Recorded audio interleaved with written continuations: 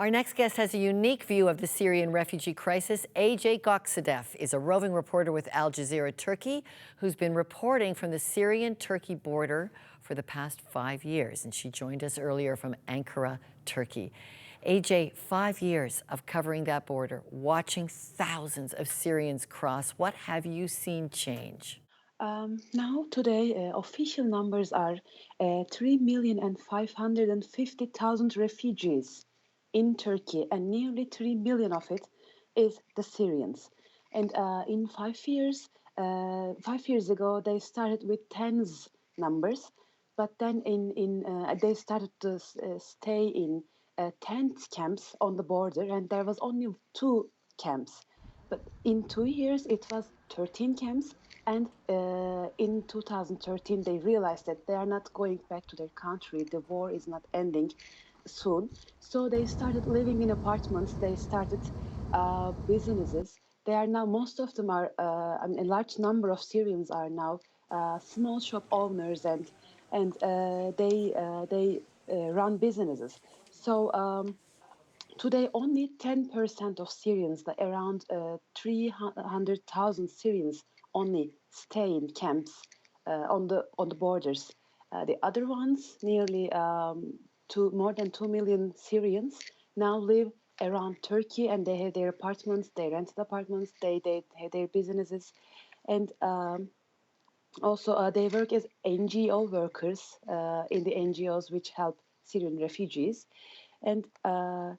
And now they have, since October 2014, they have some different legal status which they can enjoy: health services, education services, and also now they get cards like temporary residence cards, and with that card they can live uh, nearly like Turkish citizens in Turkey. So it's a huge difference in 5 years, because they know they're not turning back. Thousands of Syrians fled to Turkey because it's an easy portal to Europe.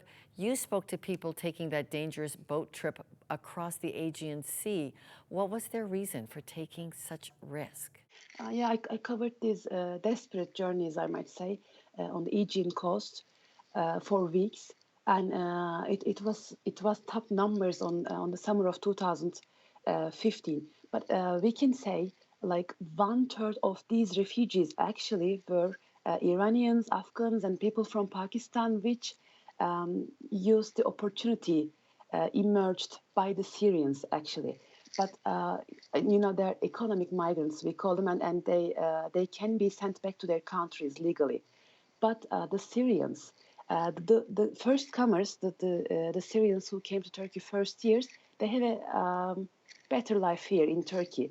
So they have a life in Turkey. But the latecomers who saw the very worst phase of the war, they directly flew to Europe. And one of the pregnant women which I talked to, she was on the Aegean coast for a week waiting for a boat, and I was with her for a week for my story. And this woman was pregnant, and she also has four other children, but she has lost her husband in the war.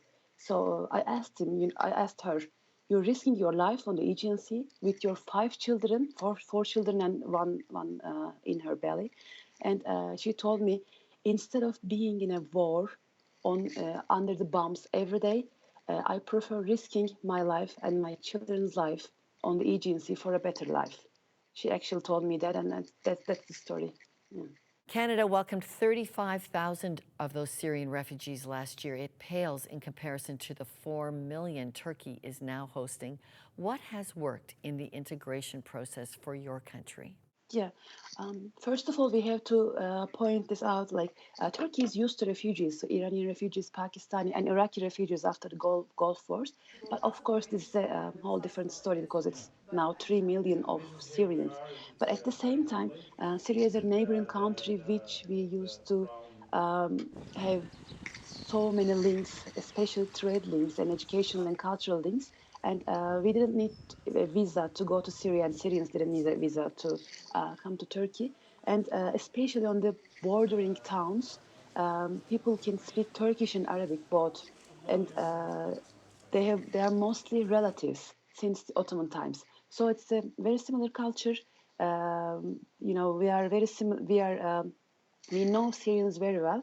That's the first part, and the second part is after 2 years, as I told, they realized that they are not going back to their country, and they started to learn Turkish. Even the beggars on the streets, they can speak very fluent Turkish now. And also there are intermarriages because the culture is not different, and also the education part. They get education now in Turkey. If they have the money, they go to private schools, but in public schools, they go to school with Turkish students, and in some border towns, there are some classes with both Turkish and Syrian students, and also one Turkish and one Syrian teacher, so they can learn both languages. And in maybe 5 or 6 years, it will be, these children will be more integrated to Turkish culture. So much support there in Turkey for the Syrians. AJ, thank you. It's very early in the morning there in Turkey, but thank you for your important reporting. Thank you very much. I hope it's okay for you.